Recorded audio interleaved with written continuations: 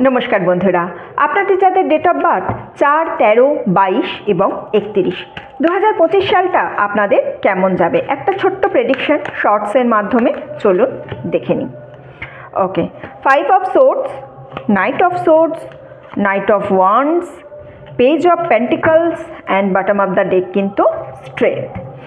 মঙ্গল আপনাদের আরও কনফিডেন্ট দেবে, আপনাদের আরও ফোকাস বাড়াবে। আপনারা কিন্তু এই বছরটা পুরো বিজি থাকবেন, নতুন জিনিস শেখার চেষ্টা করুন। আপনাদের যেটা ইউএসপি আছে রিসার্চ অ্যান্ড ডেভেলপমেন্ট, আপনারা নাম্বার 4 তো রিসার্চ অ্যান্ড ডেভেলপমেন্ট হচ্ছে আপনাদের ইউএসপি। এর দিকে কিন্তু আপনাকে একটু ফোকাস করতে হবে। হেলথের দিকে একটু খেয়াল রাখুন, এক্সারসাইজ করুন। ফিজিক্যাল হেলথের থেকেও মেন্টাল হেলথের দিকে কিন্তু আপনারা একটু বেশি করে খেয়াল রাখুন। রাহু আর মঙ্গল অপোজিট, সুতরাং আপনাদের মধ্যে এমনিতে একটু বিদ্রোহী টাইপের স্বভাব আছে, মানে আপনারা একটু চেনা জানা ছকের বাইরে কাজ করতে ভালোবাসেন, মন আপনাদের কথায় কথায় বিদ্রোহ করে।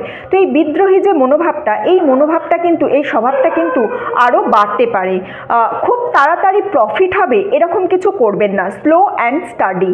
হঠাৎ করে প্রফিট পাবেন, হঠাৎ করে বুঝতে পারছেন যে এইখানে যদি আমি ইনভেস্ট করি আমার এতটা প্রফিট হবে, আমি যদি এই কাজটা করি আমি এই রেজাল্টটা খুব তাড়াতাড়ি পাবো। শর্টকাটে কিন্তু আপনারা এই বছর একেবারেই যাবেন না, লোকের কথা বেশি শুনবেন না। 5 জনে কি বলছে it's none of your business.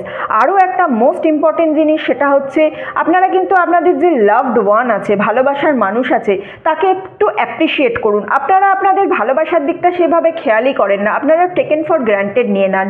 এবছর কিন্তু এই জিনিসটা করবেন না, ভালোবাসার মানুষকে কিন্তু অতি অবশ্যই একটু করে অ্যাপ্রিসিয়েট করুন। ঠিক আছে, তো এই ছিল নাম্বার 4-এর 2025-এর প্রেডিকশন। হ্যাপি নিউ ইয়ার, 2025 আপনাদের খুব ভালো কাটুক।